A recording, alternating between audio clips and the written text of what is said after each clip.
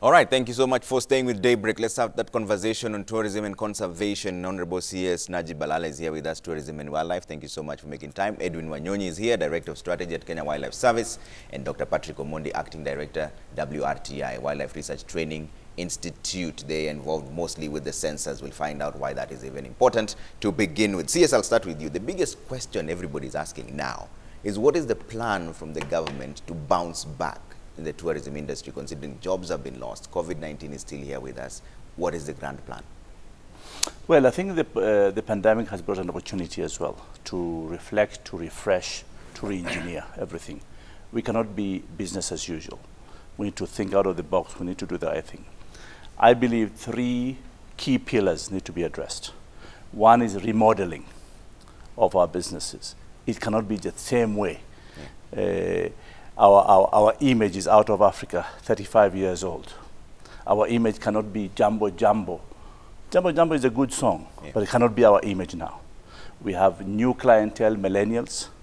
We have clientele who want experiences, who want to understand about environment. Yeah. So we need to rethink about the whole model of what we are doing, both in tourism as well as in wildlife. Yeah.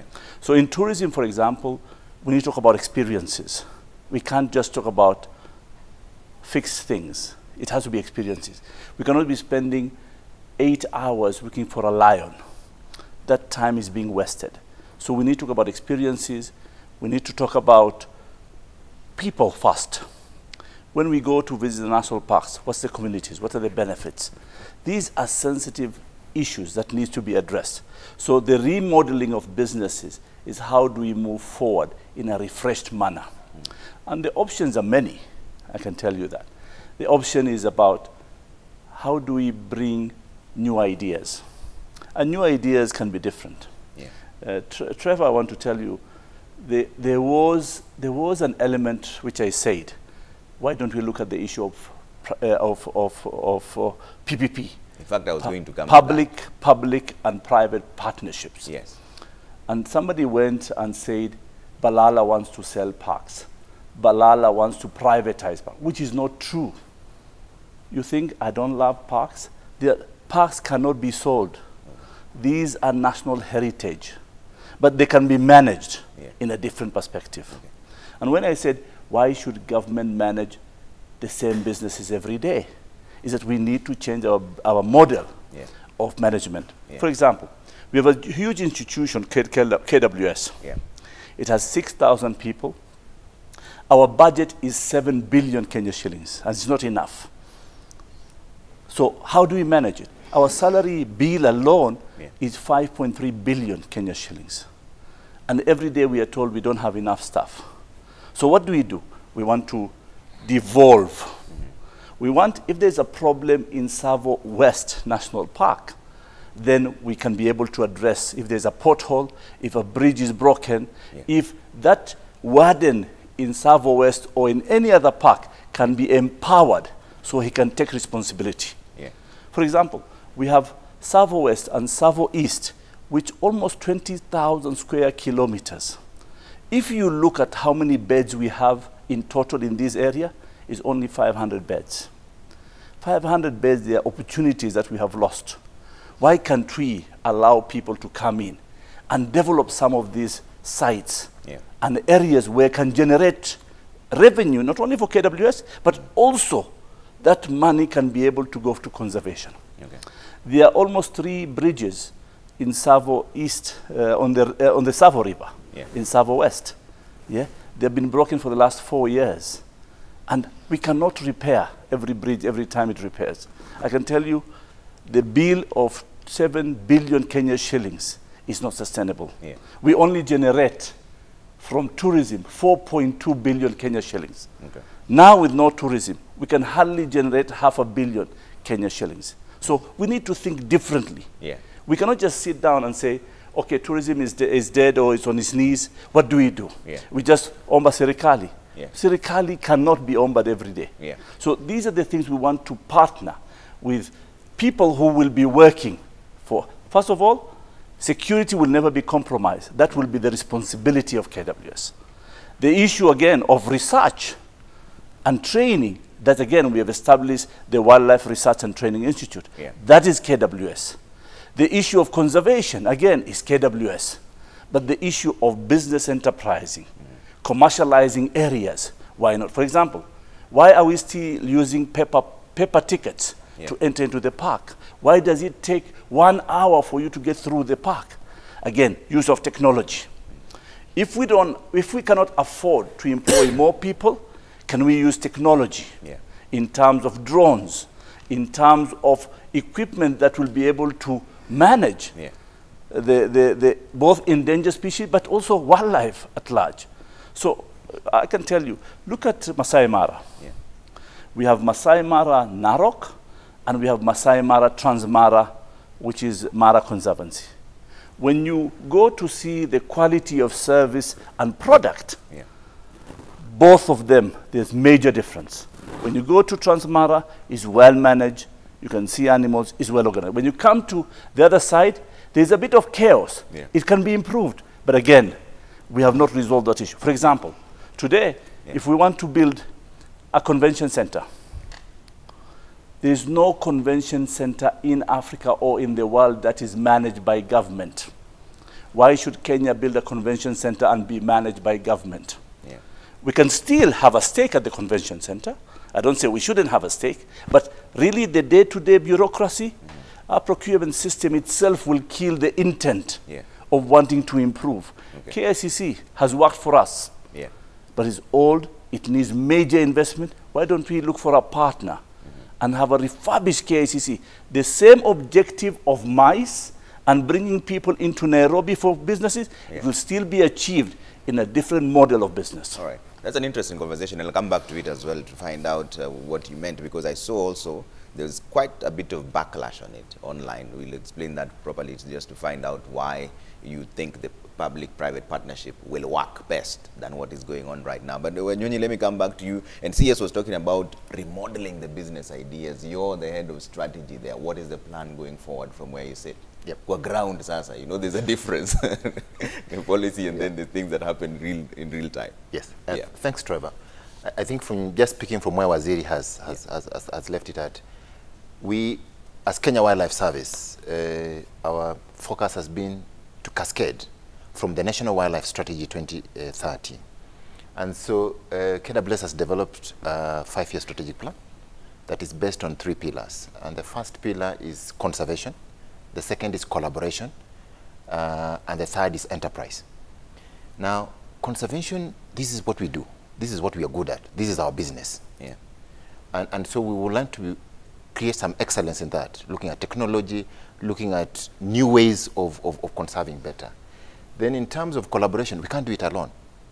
Wildlife is not only the preserve of government, and as Waziri said, or KWS. We want to partner. We want to partner with communities. We want to partner with research institutions. We want to partner with universities, because we want to be the KWS of the future. And then in enterprise, remember that as we continue to conserve, we must think about how do we pay the bills, because it's a very expensive exercise. In fact, if you look at conservation, it's one, very labor intensive. If you look at the expansive nature of our parks, and Waziri has just mentioned, if you look at Savo East and Savo West, it's huge. If you are to do the actual daily monitoring and checking out the parkies, it's actually an expensive exercise. And therefore, how do we raise resources to support this conservation model? And so we do that by partnering. So from a strategic perspective, these 3 pillars then begin to guide our new look, our new approach in terms of conservation, looking at different models, how do we employ technology to reduce costs. And I'm sure my colleague, Dr. Omondi, will be speaking about this at some point, because even in terms of the count, the census recap, this is aligned into our strategic plan too, because we want to be a better institution, a learning institution that is able to undertake conservation as expected by its citizens. All right. Dr. Mondi, you know, the census that Wanyonyi has just spoken about is really under your purview. Why is this important now? Trevor, wildlife census, you know, you can only manage better what you know. And we know there's been a lot of impact on wildlife from the land use change and growing human population. And you can only know the impact if you undertake a national wildlife census. Yeah. We want to establish how many wildlife species and numbers we have in space and time. So it's a huge investment, and it's so important so that it can guide policy and decisions on management of our wildlife resources. Yeah. Yeah. This is the first time this is happening. Have we never counted animals here in Kenya before? Yes, we have done wildlife census since 1970s. Okay. And the focus has been on the two species, the rhinos and elephants. Yeah. Rightly so, because we almost lost our elephants to poachers because of the ivory, poaching for ivory, and the rhinos to poaching for their rhino horns. Yeah. So the main focus has been to count those two species, to monitor how they recover, particularly when the Kenya Wildlife Service was set up in 1989. Yeah. So we have an up-to-date numbers for elephants and rhinos that we have consistently updated on more or less yearly basis.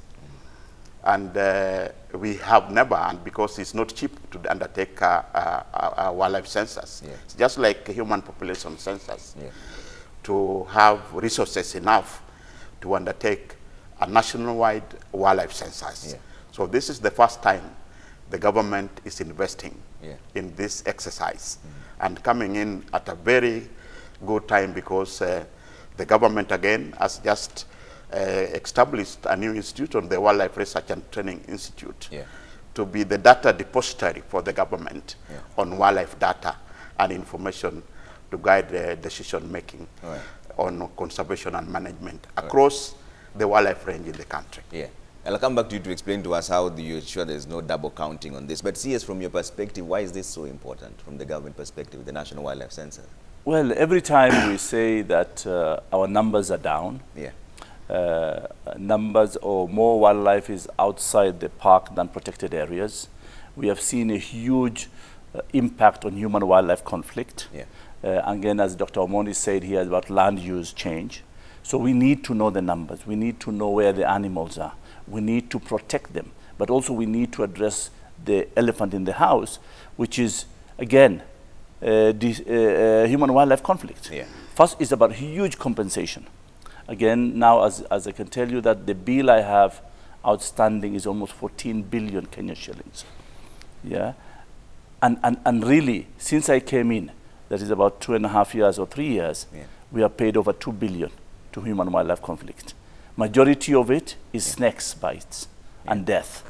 Then there is elephant killing people. So, and then crocodiles.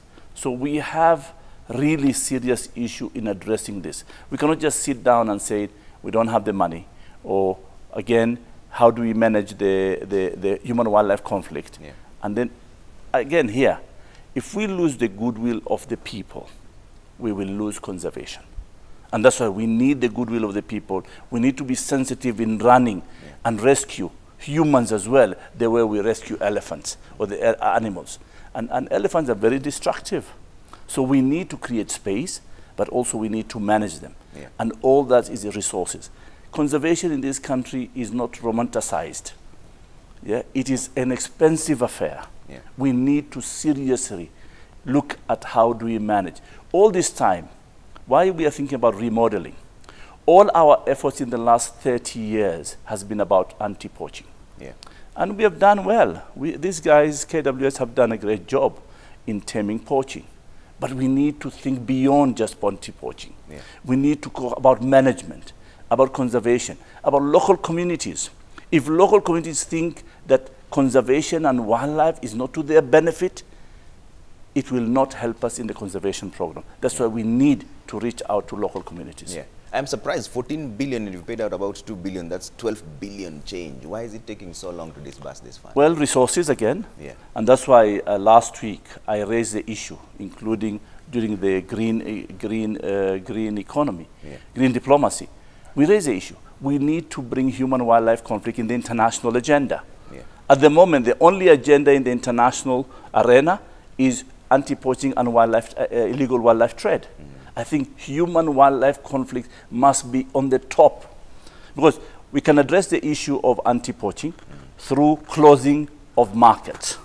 We can bring technology and equipment in managing anti-poaching, and legal reforms that we have done very well in Kenya. But how do we address the issue of human-wildlife conflict? Because it's about compensation, it's about separating between agriculture or humans and animals, it's about fencing. So many complex issues that need to be addressed, but also it's very costly. All right. You actually talked about this as well, partnering with the communities there so that they have the buy-in. Yes. What are the current efforts to ensure that they are on your side, so that when they see your rangers or even people from KWS, they don't see them as enemies, but see them as people who they can collaborate with, considering there's always human-wildlife conflict, what Waziri is saying. Yes. You know, and thank you, Trevor. The most important part for us is working with communities. In fact, as I said, an pillar is collaboration. But you know, communities are our first line of engagement. Understanding that the communities act as informers. They give us information about the movement of wildlife outside the protected areas. Communities and the public are the owners of the wildlife, in essence. So working with them is very critical. And so what are we doing to actually enhance this? We understand, and as Waziri has said, we have used the force in anti-poaching efforts. But now we engaging the soft part, working with our communities. And so we have a robust conservation education program now, that we begin to educate and engage the communities of the importance of our conservation efforts. Remember, many things have changed since we became independent as a country. Our population, we were fewer, now we are very many. We are 40. Many of us, as we left school, the first thing you are told, please don't buy a car, don't buy a house, buy some piece of land. So we've all been buying pieces of land everywhere, including where we have our wildlife corridors, where our wildlife used to pass. And so what has happened is conflict continues to increase. So we continue to educate on how to coexist with wildlife. We continue our conservation education to educate them about specific wildlife. For example, what would happen if you go to the river with the hippo, the crocodiles, what would happen with the elephant areas. And so this is one of the robust things that we're trying to do across the country, and in specifically the hotspot areas where we have conflict. All right. Dr. Mondi, you know, for you, I stick to the census because I know that's where your forte really is. And right now, as we speak, walk me through this process. So how does it work, the animal census? Do you count 1, 2, 3, literally? How does it work? This is the first of its kind, the National Wildlife Census 2021, where we are adopting various methodologies to ensure that we account for all our wildlife resources, and finally develop a national baseline, a database at the Institute as required by law, so that it can inform now ecosystem planning, conservancy planning, and park planning, because you will then plan with what you know. So we will adopt the 4 approaches. One is to undertake a total aerial count. Total aerial count is adopting the use of aircrafts. And this is the method we've used since 1980s, particularly in the major ecosystems of Mara, Savo, Laikipia, Samburu, and also Amboseli. So we have been flying aeroplanes to cover the entire ecosystem, including those that cross border, like Amboseli, Kilimanjaro. We overlap into Kilimanjaro. The Savo, Mukomazi, we overlap into Mukomazi, and Masai Mara, Serengeti, because animals cross border. So it's a lot of science involved, and we use methods that is peer-reviewed, published, and it's available on the net. Yeah. That you divide this ecosystem, like Savo, like Waziri said, is almost 25,000. That is Savo East square kilometer. But if you now include where the elephant, for example, range, including the overlap into the cross border, it goes up to 40,000 square kilometer.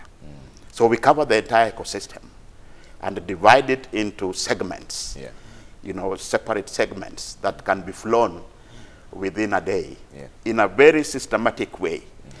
And with the use of technology, because we use georeference GPSs, which we georeference every observation of animals for now, for this census, from the largest elephant to the smallest, which is the dik-dik. And when you georeference, if you see any illegal activity, any encroachment, that is also georeferenced through this technology. We also have sound-enabled voice recorders, which have GPS. The spotters that will be the aircraft also shout, and their shout is recorded. So after they come down, we have a team of experts download this information.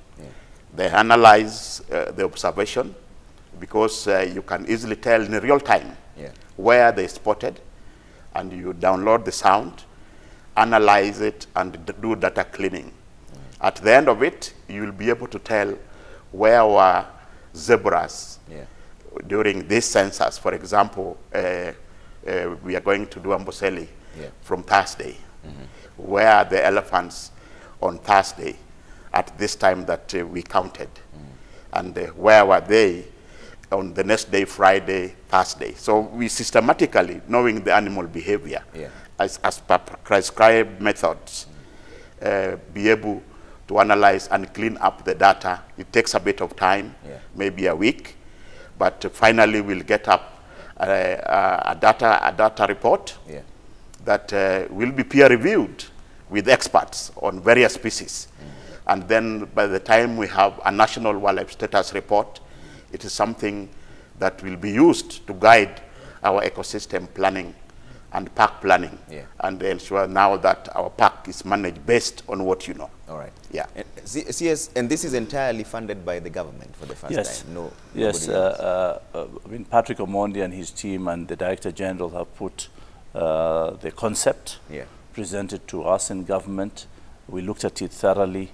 We asked, we had a meeting with Treasury, and this is the first time fully these censuses are being financed by government. Now, you know, I'm looking at Twitter here and I see Dr. Paula Kahumbo. She's running a poll as we speak, that should Kenya privatize her parks and reserves to be managed by international companies? Well, you see, Paula is an activist. And instead of her clarifying, getting clarification, rather she goes and decides it's privatization. I'm here to clarify. In fact, in my presentation was very clear. The word privatization was not there. So if people are serious in conservation, they should come and engage with us. So they can give you the real facts about conservation. And what are the real facts? Is there any plan to privatize the parks? Or there's no but I've made it very clear here. There are no plans to privatize the parks. There is no plan to sell any park. What we want to partner. What Wanyonyi said is that you conserve, you collaborate, you also be able to do enterprise. So you need to raise funding as well. For example, partnership with the Sheldricks, the anti-snaring campaign that Sheldrick is doing. Is Sheldrick doing it because it's them? No. We are partnering with them. How do we become partners in that? I said the same thing, infrastructure. You want to build your roads. How do you build roads in the parks? How do you do sites and facilities in the parks? Do you do them because it's KWS? No. We don't build lodges. We don't build restaurants ourselves. No. We concession out those facilities. And those facilities need to be done by private sector.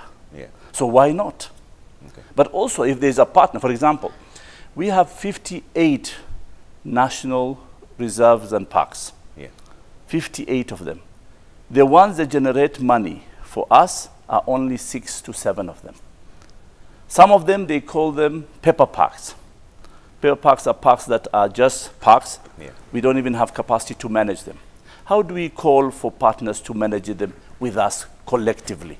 And I said, security will always remain KWS. Yeah. The issue of conservation will really remain on KWS. But in terms of selling a site Yeah. to somebody who will know how to develop it, that should be privatized. That should be, again, given to PPP. Yeah. Because we are part of it, but we don't manage it ourselves. Okay. So this is interesting to me. You say we have more than 58 reserves and conservancies and only No, about 6 reserves, are working? 58 parks and Parks reserves and reserves. that are under KWS. Okay. Only 6 are actually generating 85% of the revenue of KWS. So the other 52, some of them are just paper parks. They Paper just, parks, nothing goes on. Nothing goes on. And this is the danger. This is the danger. When nothing goes on, you don't know if poaching goes on. Is the numbers of animals are reducing. Yeah. And that's why we are wondering, are the numbers really going down or they are going up? So we need to do the census. Yeah. But we need to manage those parks. For example, Dodori, Boni, these are reserves and parks. If we don't manage them well, Al-Shabaab will come in. Yeah. And that's why we have a problem in that area. Again, we have a beautiful park like Sibiloy. Yeah. How many people can we send to manage Sibiloy National Park? But we can partner with somebody who can actually generate revenue for themselves, but revenue for ourselves. Yeah. And yes, somebody said, probably KWS should be landlords, Yeah. not managing the operations of what's going on every day. Yeah. Because we want to focus on security. So when we train people on security, we can't again do issues of collecting park entry fees. Yeah. Let park entry fees be done by a system that is acceptable, that is beneficial to KWS. Yeah. It must be beneficial to KWS because KWS need to pay for conservation, KWS needs to pay for security, Yeah. and it's not cheap. This sounds to me like a rather good venture in terms of the public-private partnership because there are laws governing that, number one. And number two, it's a win-win situation, whichever way you look at it. But I can tell you, Trevor, first of all, you go to Ngurumeti, Yeah. one of the best reserve next to Serengeti. Yeah. Ngurumeti is not managed by TENAPA. Yeah? Yeah. You go to Kagera, is it Kagera? Akagera. Yeah, Akagera in Rwanda. Beautiful park. Yeah. Really, it's where the gorillas are. Yeah. It's not managed by the government of Rwanda. You go to Kruger National Park. Yeah. The landlord is Sun Parks, but the concessions are all private. Yeah? What we are saying is that we want to co-manage. Yeah. If, for example, look at what is happening in Lewa. Lewa is a beautiful facility. Yeah. Yeah? Look at happened Olpejeta. Why can't we be like Olpejeta? They make more money. They are known for conservation. Why can't we partner and do something with Olpejeta or with Lewa? Or at the moment, we are partnering with NRT, and they're doing a great job. Yeah. Yeah? Why can't we partner with Sheldricks? And they're doing a great job. Even Paula Kahumba, her job is actually through our collaboration Yeah. of the legal aid that we are doing. Yeah. But again, when you rush into trying to sensationalize people Yeah. about things which are not true, there is no privatization of national heritage assets. Yeah. But there is co-management of those assets. All right. I think that's a point that has been very clear. Let me take a quick break here. When I come back, I'll see some of your feedback coming through. I'll pose some of the questions to my guest here. I'll see some of you asking about how then do you ensure that animals are not double counted, especially when they are along the lines of borders. We'll find out from you in that just a bit. Keep the views coming at Trevor Mbija at Citizen TV Kenya. #Daybreak. Engineer Lazaro, I see your tweets here. I will post them to the CS in just a bit.